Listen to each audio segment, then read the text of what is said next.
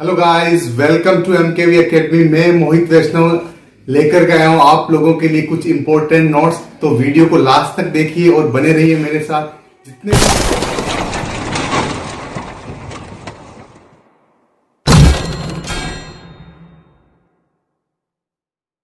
Hello guys, आज हम व्यवस्थापिका में संसद इससे संबंधित सभी अनुच्छेदों का अध्ययन करेंगे।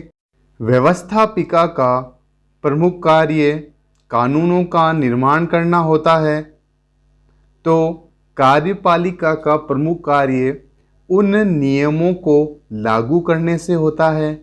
तो न्यायपालिका है वो इन दोनों पर ही निगरानी रखती है, यानी न्यायिक पुनरावलोकन व न्यायिक समीक्षा के तहत यदि व्यवस्थापिका ने कोई कानून संविधान के विरुद्ध बनाया है तो उसे रद्द भी कर सकती है और कार्यपालिका को निर्देश भी दे सकती है। तो अब हम बात करते हैं व्यवस्थापिका। व्यवस्थापिका में अनुच्छेद 79 से लेकर के 123 तक हैं। सामान्यतः इसे हम संसद के नाम से जानते हैं, जिसके दो सदन हैं, राज्यसभा और लोकसभा। अनुच्छेद 79 में उल्लेखित है कि संसद में राष्ट्रपति, राज्यसभा तथा लोकसभा शामिल होती है। इसमें राष्ट्रपति को इसलिए शामिल किया गया है क्योंकि किसी भी विधेयक पर राष्ट्रपति के हस्ताक्षर होने के बाद ही वह कानून बनता है, इसलिए राष्ट्रपति को संसद में ही शामिल किया गया है। अनुच्छेद 80 राज्यसभा के स्ट्रक्चर से संबंधित है, यानी कि राज्यसभा में जो सदस्य हैं उनके बारे में ये प्रावधान करता है। जैसे अनुच्छेद 80 में कहा गया है कि राज्यसभा के 12 सदस्यों का मनोनयन राष्ट्रपति द्वारा किया जाएगा। वहीं इसी में ही कहा गया है कि जो शेष 233 सदस्य हैं उनका चुनाव राज्यों की विधानसभाओं के सदस्य द्वारा किया जाता है।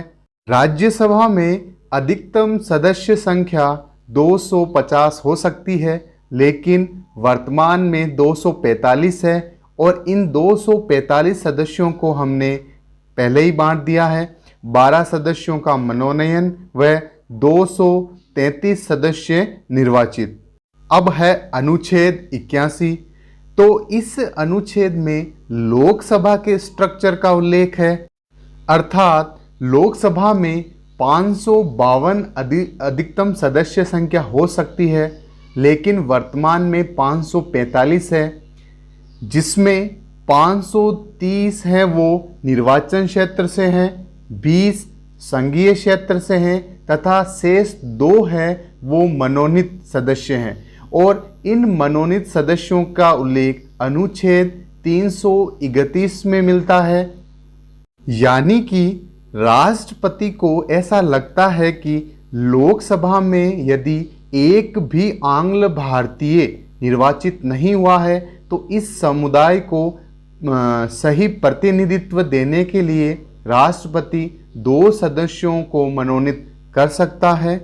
अनुच्छेद 82 इसमें उल्लेखित है कि प्रत्येक जनगणना के पश्चात पुनः समायोजन किया जाएगा, यानी कि राज्यों को लोकसभा में स्थानों का आवंटन व प्रत्येक राज्य का प्रादेशिक निर्वाचन क्षेत्रों में विभाजन ये जनगणना के तहत किया जाएगा।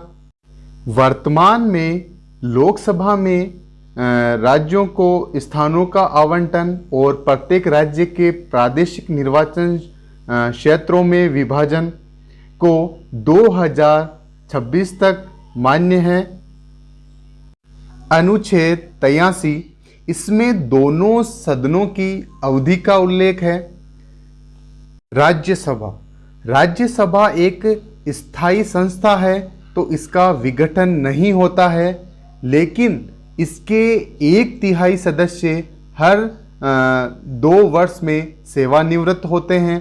तो इस प्रकार राज्यसभा के सदस्यों का कार्यकाल है वो 6 वर्ष होता है। अब करेंगे बात लोकसभा की, तो लोकसभा का कार्यकाल है वो 5 वर्ष होता है। अनुच्छेद 84 संसद की सदस्यता प्राप्त करने के लिए जो निर्धारित योग्यताएं हैं उनका उल्लेख मिलता है, यानी कि उसे भारत का नागरिक होना चाहिए। राज्यसभा के लिए कम से कम उसकी आयु 30 वर्ष हो, लोकसभा के लिए उसकी आयु कम से कम 25 वर्ष हो, वह भारत सरकार या राज्य सरकार के अधीन किसी लाभ के पद पर न हो, वह दिवालिया या पागल घोषित न हो, जैसी योग्यताओं का यहाँ उल्लेख है। अनुच्छेद 85 संसदीय सत्र तथा उनके विघटन से संबंधित है। अनुच्छेद 86 राष्ट्रपति के संसदीय अधिकार से संबंधित है, यानी सदनों को संदेश भेजना। अनुच्छेद 87 राष्ट्रपति के विशेष अभिभाषण से संबंधित है। अनुच्छेद 88 मंत्रियों और महान्यायवादियों को अधिकार देता है, यानी कि सदन से संबंधित ये अधिकार हैं वो मंत्रियों और महान्यायवादी को प्रदान किए गए हैं।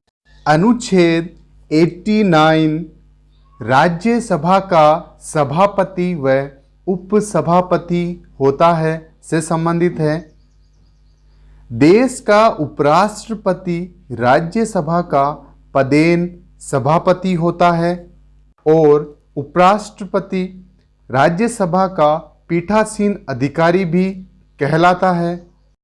वहीं राज्यसभा के सदस्य अपनों में से ही उपसभापति का चुनाव करती है। अनुच्छेद 90 इसमें उल्लेखित है कि किन्हीं कारणों से यदि उपसभापति का पद रिक्त हो जाए तो राज्यसभा के सदस्य अपने में से नया उपसभापति चुन सकते हैं और इसी में ही उपसभापति को अपने पद से हटाने की विधि भी लिखी गई है। अनुच्छेद 91 में उल्लेखित है कि उपसभापति सदन में सभापति का पद रिक्त होने पर सभापति के रूप में कार्य करेगा, यानी सभापति की अनुपस्थिति में वह बतौर सभापति के रूप में कार्य करेगा और इस उपसभापति को उस दौरान सभापति की सारी शक्तियां प्राप्त होंगी। अनुच्छेद 92 जब सभापति या सभापति को अपने पद से हटाने के लिए कोई विधेयक राज्यसभा में लाया गया है तो उस समय वे पीठासीन अधिकारी के रूप में कार्य नहीं करेंगे, अर्थात वह सदन में उपस्थित तो होता है लेकिन उसे कार्यवाही से संबंधित शक्ति नहीं होती है। तो गाइज आज हमने 14 संसद के कुल 14 अनुच्छेदों का अध्ययन किया है। आगे के जो अनुच्छेद हैं वो हम नेक्स्ट वीडियो में देखेंगे। ये वीडियो आपको कैसा लगा कमेंट बॉक्स में ज़रूर लिखिए। तब तक अपना ध्यान रखिए। Good day.